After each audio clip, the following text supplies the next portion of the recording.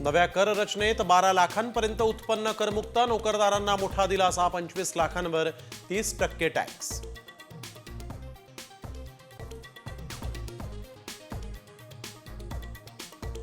कॅन्सरवरील औषधं, TV, mobile, electric वाहनं स्वस्त होणार.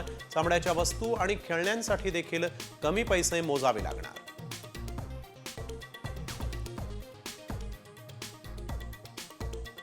सर्व जिल्हा रुग्णालयांमध्ये कॅन्सरवर उपचार होणार, तर प्राथमिक आरोग्य केंद्र ब्रॉडबँडनं जोडणार. देशातल्या 100 जिल्ह्यांमध्ये कृषी धनधान्य योजना राबवणार. किसान क्रेडिट कार्डची मर्यादा 5 लाखांपर्यंत वाढवणार, तर उत्पादन वाढीसाठी कापूस उत्पादन मिशनचीही स्थापना.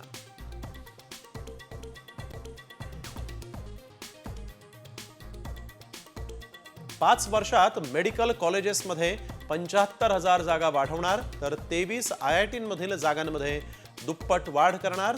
सर्व सरकारी शाळांमध्ये ब्रॉडबँडनं शाळा जोडण्याचाही महत्त्वाचा निर्णय.